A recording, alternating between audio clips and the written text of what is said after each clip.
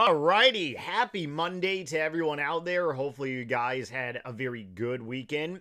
Today's episode is a little later than normal. I typically record these videos very early in the morning, but today very much doing so in the later, or I should say early afternoon. It is 1:51 p.m. Eastern Standard Time. If we want to go ahead and 24 o'clock, which I absolutely love, it is 13:51. Probably going to stick with the 24-hour clock, and it's kind of humorous because a lot of people that live in different countries around the world, you all very operate on a 24-hour clock basis.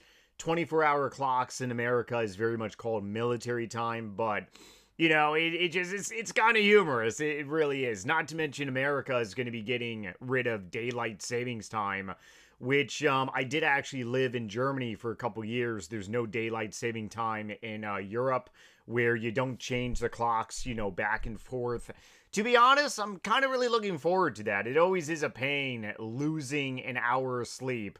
Going backwards, like in the fall, you turn your clocks backwards. Not too bad because you gain an hour, so you get another hour of sleep. But man, during the springtime, when you spring ahead 1 hour, it definitely does make you a little groggy in the morning. And this morning, I was actually very energetic. I've just been utterly swamped, and the market has been very volatile this morning. Oh, yes, indeedy. My profiles have utterly just, oh boy, been on a burpee there. Sorry. Welcome if you are new. I don't really edit around here too much. I keep things very real. So some afternoon coffee cheers, made some homemade iced coffee. Not to mention I got some burpees, but the market this morning was pretty much all over the place. I've been overly busy doing work on my laptop computer. So I've been watching pretty much my profile in the glance of my eye, and I've just been seeing pretty much my stocks just go kind of like a snake move, right? What is going on? Well, it's a lot of volatility, a lot of stuff happening in the Middle East. Coffee cheers, hold on. Stuff happening in the Middle East still. Oil very much above 80, which is screaming tension is happening in the Middle East. We're getting closer and closer to $85 per barrel, which the Federal Reserve has stated very much is going to be affecting data. That's always not good. So all the gains that we've made in the sense of oil being very much lower, a lot of people in the market is very much pricing it out. So in today's video, I kind of want to keep it a little shorter and go over basically pretty much some stuff here, primarily about what the week is going to be looking at. I did buy some more stock today, so I do want to go over that. Welcome if you are new. I put out videos on this YouTube channel Monday through Friday, education content on Saturday. This past Saturday, I did put out some educational content talking about historically, we are very much in a favorable market. Historically, the year before an election year, the S&P goes up by 91%. 91% of the time. No. Oh boy. Oh man, my head's all messed up. The S&P does not go up 91%. There is a 91% chance that the S&P is going to give a double-digit gainer. Imagine if the S&P went up 91% in 1 year. What would that mean?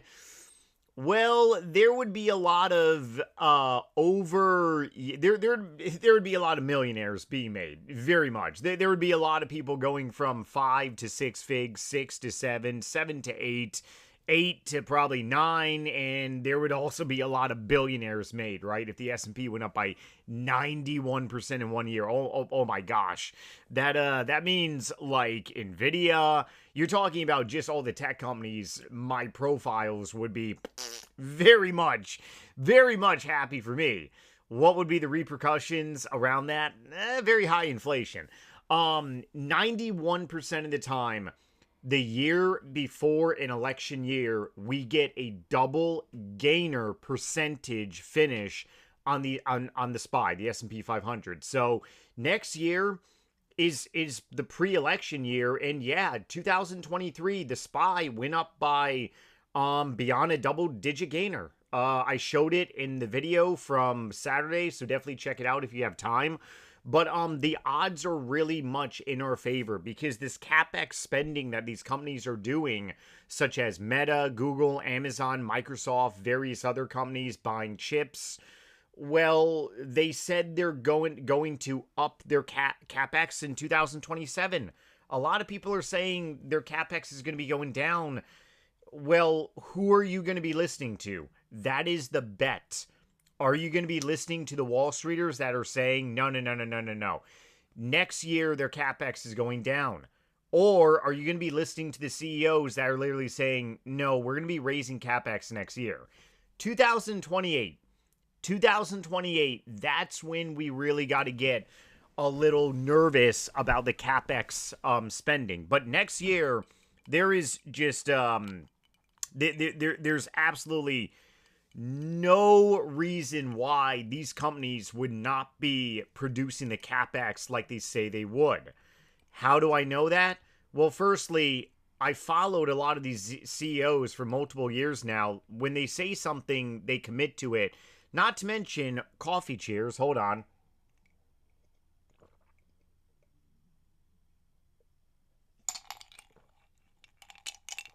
Oh, man, that's awesome. Homemade iced coffee with some half and half cream and milk. Oh, man, so good. The companies have not taken on debt just yet. Okay, Oracle obviously is a debt machine, but they're very different. Meta, Google, Amazon, Microsoft, they're going to go to the public market and raise money first. Then, when they can't raise any more money because their shareholders are bitching and moaning and screaming, sorry if I'm not keeping it PG, but it's the truth, then they're going to take on debt. And when they start taking on debt, that's how you know that the capex spending cycle is near an end, okay? So you got to really be understanding and following cycles and doing your due diligence back in history. This is a cycle that we are in. We're in an AI build-out cycle, okay? The cycles have been happening for the last 40 some odd years. It's called a chip cycle. New chips come out, companies want to buy them and soak them up, and then guess what? When they stop spending money for X amount of years, there's going to be another chip cycle. And those couple of years that Amazon, Meta, Google, and Microsoft, they're not spending a lot of money, those are the companies that I'm going to be buying because they're no longer spending money, which means AMD, NVIDIA, chips, they're going to remain stagnated. They will crash. Oh, yes, they will. They will go down a little bit or maybe a lot. And then when companies say, hey, we're going to start buying new chips again, probably in maybe 4 or 5 years or whenever, then the chips are going to be rock and rolling. It's a cycle, okay? There has never been in the history of the U.S. stock market ever a cycle lasting forever. Go back in history if you don't believe me. Do your due diligence like I have. There has never been a cycle that has lasted forever. There's always a slowdown. There's always a change of demand. And there's always something that is going to end a cycle. We're in an AMD cycle right now. We're in a chip build-out cycle. A lot of people don't even know why this AI build-out is happening. The AI build-out is happening because of, today was not supposed to be an educational video, but I'm kind of diving a little bit into here. Hold on one second. I gotta pull this up. What? Oh, the Inflation Act. There we go. Inflation Act. So the Inflation Act was signed under President Biden 2022 to basically pretty much create a infrastructure of an AI build out, or rather I should say a chip build out in America. And basically pretty much it is because back in 2022, for anyone that was not in the market or doesn't remember, the Ukraine war basically pretty much kicked off. At the same time, by the grace of God, China did not invade Taiwan. That would have been terrible. But the whole Inflation Reduction Act is basically saying, hey, let's start manufacturing these chips in America rather than buying everything from Taiwan, pretty much like the TSMC, and inflation will ultimately go down. This is why this AI build out is pretty much happening, a chip cycle. Now there's going to be another chip cycle in the future, and when that happens, I will be ready. So if you are a semi-bull and an American bull and a long-term bull in the stock market, you're gonna love me. Definitely smash the like button and subscribe. We're already 10 minutes into today's video, but oh well, we have a lot to talk about. So as for government data this week, not really a whole lot. We didn't really get pretty much anything today as well. Government data. Obviously, next Wednesday, we're going to be having SoFi's earnings pretty much early in the morning. And then later that afternoon, we have the FOMC meeting. Oh, boy. So, yeah, that's going to be a volatile day for my profiles because I definitely have a lot of SoFi shares. And I'm not going to get around to it today to show my public profile for this YouTube channel. Check out Friday's video. 2 videos ago on my channel if you want to see my public profile. Otherwise, I'll go ahead and show it tomorrow. Just really tied up in talking about stuff. But yeah, so that entire day is going to be very volatile. Not to mention we have so many earnings around companies that are coming out. So that's going to add volatility, especially for the next, like, I want to say probably 2 to 3 weeks. 2 to 3 weeks, maybe even more. We got a lot of stuff happening. And then Middle East tension adds fuel to the fire, no pun intended. It's going to be a lot. Now, before I get into what stock that I did end up buying today and pretty much why, I want to go ahead and show this. So this is the AI sentiment survey. You can Google this. I really like this survey because it tends to... The algos tend to be a little more accurate in my opinion. Now, I understand this is all driven by bots, algos. It's not, this is not necessarily like, let alone it's humorous because every election poll, I've never been asked what, like, I've never been polled. I'm 38 years old, so I've been theoretically a legal adult now. If you go off Sparta, their civilization, you're an adult at the age of 13 once you hit friggin' puberty. Yeah, you go off to war, huh? But I mean, I've been adult for pretty much double the age of 18 in 2 years. I've never been surveyed. So this survey is pretty much algo driven, and I tend to really like it a lot more. A lot of it has to do with buying pressure. Buying pressure, stocks go up. Selling pressure, stocks go down.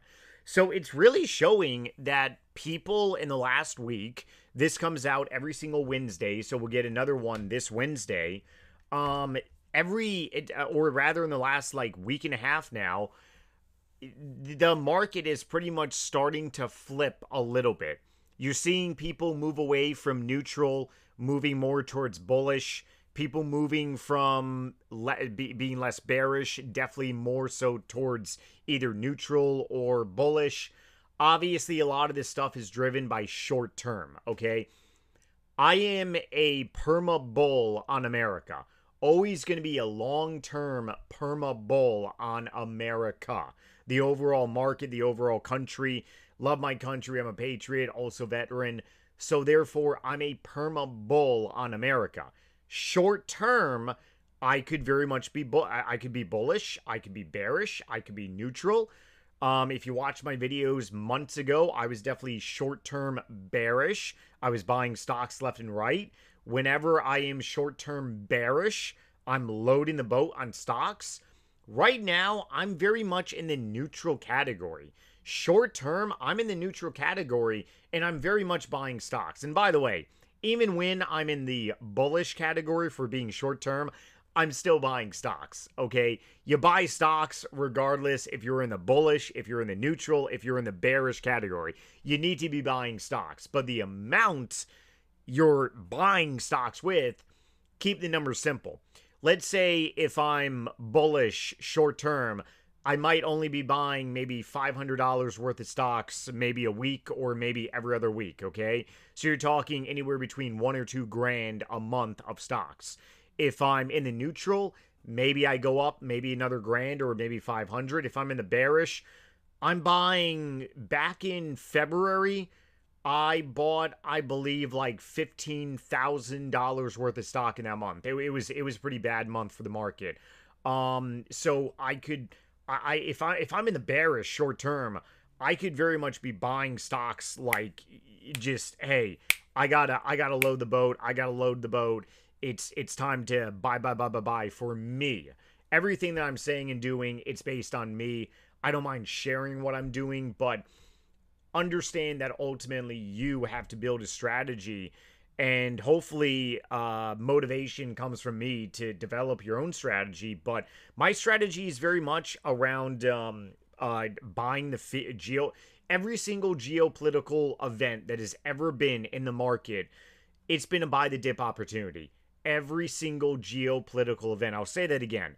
Rona, buy of a lifetime. That's how I got into the stock market. Made life-changing money during that crash. Even Liberation Day last year made life-changing money.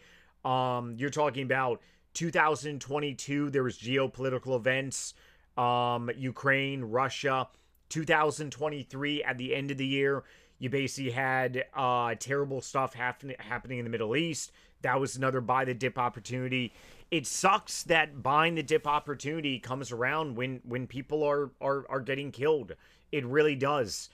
But at the same time, it is a geopolitical event and it's a buy the dip opportunity. Do your due diligence and research. Okay, so talked about the AI Investmentor survey. Let me talk about the stocks that I bought, or stock, I should say, I bought today. So Friday, I posted a very long educational video. Basically, pretty much stocks that, or a new stock that I just opened. Pretty much started to accumulate Netflix. And like I said, if you want to see my public profile for this YouTube channel, definitely check out Friday's video. Obviously my private profile is Robinhood. Sometimes I share a lot of buys and also sells from that profile as well too. But basically pretty much buying very much in a greater amount, obviously, than my public account, which is definitely a lot smaller than my private account. So the buys are going to be significantly smaller, but ended up buying a couple shares of Netflix here today on the public account and also on the public account on Friday. Robinhood, I did a fractional share buy. For some reason on Webull, my public account's Webull, my private is Robinhood. I honestly wish I just opened like a second Robinhood account. I didn't realize I could do that. Yeah, you can actually have multiple Robinhood's accounts. It's pretty freaking cool. But Webull, it's great, but at the same time, it's some, if you try to buy, so on Friday's video, the reason I bought fractional shares is because I wanted to show people that you can buy shares in dollars. You don't have, so keep it simple. Let's say the S&P 500 is $700, right? And you're only, let's say you only have maybe 50 or $100 per week to really buy. Well, the S&P 500 isn't going to be attractive to you. That's dead wrong. You can buy fractional shares. Okay? Yes, you can. A lot of people don't know this. A lot of people get discouraged. I was discouraged in my 20s because of this. But then again, in 2008, Robinhood obviously wasn't. Robinhood is, I'm not being sponsored by Robinhood at all. It would be cool if I was, but they are the most user-base friendly, in my opinion. They were the first brokerage that I pretty much opened. Obviously, Webull is much more trader-friendly. But you can definitely day trade. You can definitely swing trade on Robinhood. I've done it before. It's a little different. But obviously, Webull, very much better for day trading and also some, quick moves. But Robinhood is just very popular. So, bought some fractional shares to really show people that you can buy fractional shares. Why am I buying Netflix? Well, basically, pretty much, their growth rates are slowing down, like I talked about in the previous two videos. And their growth rates are slowing down because, well, there's people are paying more at the pump. people are paying more for energy. $21 a month. Netflix ended up raising their prices fairly recently. It does matter for some people. So when oil goes back down, which it will after things clear up, let's hopefully relatively soon, keeping good prayers. Two U.S. service members were killed this past weekend, so that's terrible. That stuff is still happening. And you always got to remember the other side too. People are people. So there's people dying in general. When all this stuff really clears up, you're going to have oil very much ripping down to the downside very quickly. And then you're going to have a lot of consumer-based stocks like Netflix, which is a consumer subscription basis. They're going to start picking up again. Let alone, the company is friggin' growing. Okay? Sure. The company is not... hold on. Let me see if I actually have this image still on my computer. Yes, I actually do. Okay, here it is. I love AI so much, man. AI is literally awesome. AI literally made this chart for me. So, you're talking, come on, okay? You're talking a company that is still growing. They're still growing. Okay, are they growing as fast?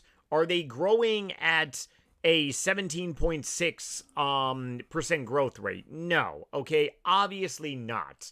However, Netflix is one of those unique companies where I was looking at it during Rona, but I did not get into big tech. During Rona crash, I bought the cruise lines, the airlines, cosmetic companies, energy companies. I made bank. But I did not buy any big tech. Do I regret that? I really don't. What I do regret is during 2020 and 21, I didn't know what the hell I was doing. I was also very much working a different type of lifestyle. I was actually on active duty with the U.S. military, Marine Corps at the time. So I was very busy in that term, and I was just buying stock like crazy. But I really wish that I spent a lot less time drinking booze and very much more time educating myself about the market. I didn't start educating about myself to the market until 2022. But the one thing about Netflix is that they're the type of company that just keeps innovating. They're always going to have a new TV show coming out. They're always going to have a new movie. They're always going to, they can always cut costs. Obviously, if they hey, we're doing a flash sale. Sign up with Netflix, and you can save $2 on your subscription. Or you can save $2 on your subscription until we raise up prices, or some weird thing, right? They can always they have room. It's not like Netflix has been cutting their membership prices and their growth rates have been going. So keep it simple. Their growth rate is 17%. Their membership price is $21. They lower their membership price, but their growth rate still goes down. Okay, that would be very bad. They got a lot of room. They ended up raising their membership prices a couple quarters ago, and they actually grew a little. So, I mean, it's a little funny, okay? It really is. They got a lot of room to really grow. So I'm going to be buying Netflix very much over the next probably, I want to say maybe 2 to 4 months. And that's very much dictated on how quick we get out of the Middle East.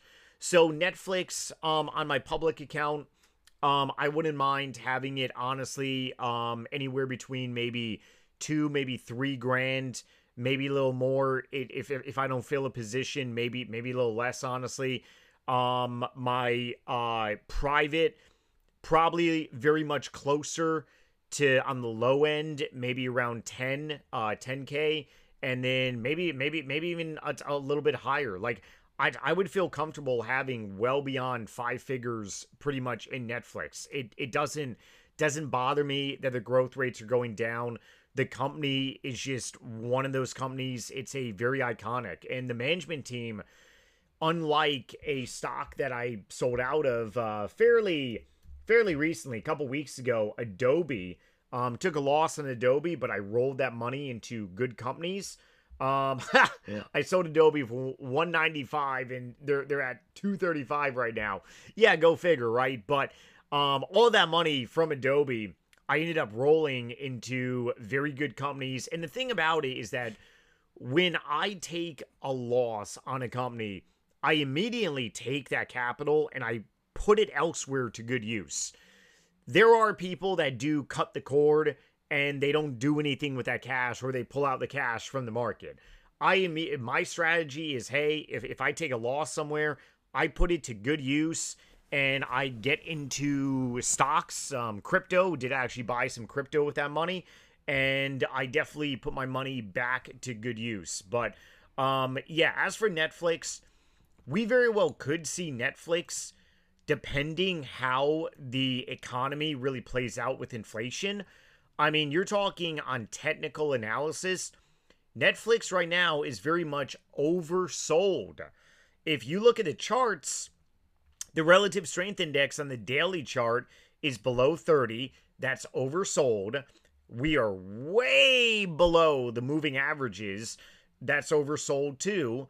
So, I mean, theoretically, there's really nothing stopping Netflix. If everything goes really good in the Middle East and oil comes down, Netflix could very much be $80 like that, maybe in like a couple months. Obviously, I'm personally not placing any short-term gambles, short-term bets. But in the next month or so, don't be surprised if Netflix goes back to $80. So for me, I definitely want to, and by all means, what if it goes the opposite direction? Can Netflix become even more oversold? Oh, yes, it can. Oh, absolutely, it definitely can. Netflix could very well go down to the next level of support.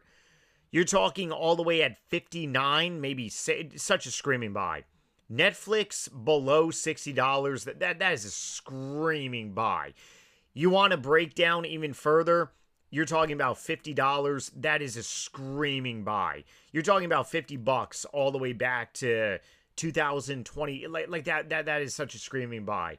Screaming buy. At that time, a lot of big money would step in. And by all means, Wall Street, they love Netflix.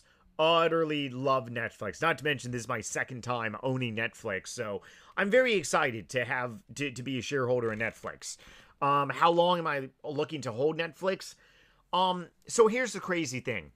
Netflix could very well be, it could be a swing for me. Obviously not something long-term like SoFi and AMD and Hood and Palantir. It could very well be a quick swing. If Netflix, for whatever reason, does some crazy recovery to all-time highs, let's say maybe in the next 6 to maybe 9 months, hey, honestly, depending where the market is at, depending where my profile is at, might take some profits.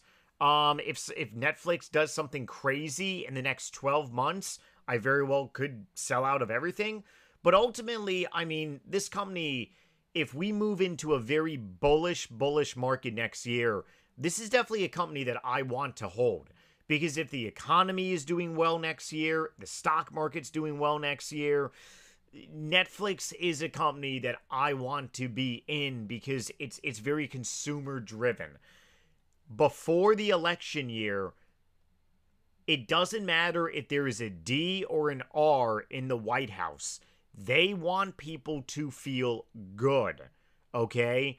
So therefore, making the consumer feel good about the stock market, the economy, it doesn't matter if it's the Republican or Democrats. It just to get people to go out and vote, especially for your party. Obviously, the Republican Party wants another Republican in 2028. Okay. The Democrats want to reclaim the White House. So obviously, they want the consumer to go out and vote in anger. But the Republican Party is going to do whatever it takes next year to prop up this market. So, yeah, Netflix is just one. It really is a phenomenal company, in my opinion. A lot of money and a lot of people that doubt this company and has doubted this company. This company has outperformed them. Okay, so real quick in closing of today's video, Earnings. I'm going to start talking about earnings because obviously next week we got SoFi pretty much in the shoot. Then we also have AMD, which is going to be huge, August 4th. That is the following week, so 15 days away from that. Then we have Robinhood, which is, oh, holy cow, Robinhood's in the evening of, so SoFi, FOMC, Robinhood, that's going to be a busy day for me. Palantir, the day before AMD. Ugh. Excuse me once again, I apologize. Oh boy. Meta, oh man, Meta. The 29th is... 29th. The 29th is going to be...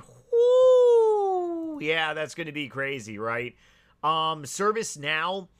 ServiceNow is in 2 days. So, ServiceNow... One of the reasons why I have not been buying heavily into Netflix is because if I had to choose ServiceNow or Netflix, I would choose ServiceNow. Yes, I did get burned by Adobe, but here's the thing. Adobe's management team literally jumped friggin' ship, and it changed my strategy on the company. The reason I sold out of Adobe is because the CEO and the CFO resigned. When the CFO resigns, hey, there's a lot of ripple in the company. And hey, I don't want to be part of a new management team. I created a strategy around Adobe from the previous management team. I started buying Adobe friggin' December and January, December last year. 7-8 months ago, and also all throughout pretty much the SaaS apocalypse. So ServiceNow, their management team, not to mention their CEO, their CEO is on the guy is very much a hold on one second. I got to make sure I pronounce his last name correctly. McDermott. William McDermott. Okay. I have like name dyslexia. I think I even pronounced. I don't know. I'm terrible at pronouncing some names, but McDermott just really stands out in my head. So yeah, their management team at ServiceNow, very very well rounded, very bullish. They went through pretty much an acquisition which affects their balance sheet. But I mean, very much like into next year, they're going to be rock and rolling. So if I had to buy more of ServiceNow or Netflix, I would definitely buy more of ServiceNow, hands down. Very much. Doesn't bother me that, I'm buying another software company at all. Doesn't bother me that I took a loss on one software company. If you see the other gainers on my profile, well, you pretty much understand why taking a loss doesn't really bother me. You're talking AMD is up by 150% on my public account. Private account, I was buying AMD way before I started buying AMD on my public account. Bought AMD shares below $100 during Liberation Day. Whoo, and still have those shares, baby. Yeah, I'm up by over 400%-ish on those shares. Crazy, right? So ServiceNow this week is going to be kicking off them. Coinbase, I honestly wouldn't really mind adding more Coinbase, but I want to see Coinbase go down lower because I want to buy cheaper shares. I really feel crypto is going to bottom at the end of this year. I'm already up on Ethereum, which is crazy. I actually bought Ethereum with my Adobe money, and yeah, I'm already up on Ethereum. If crypto bottoms at the end of this year, that means Ethereum is probably going to be anywhere between $9,000 to $1,000. I'd be buying more Ethereum. And if Bitcoin is going to be at $30,000, like some people are saying, I gotta buy Bitcoin. It's gonna be.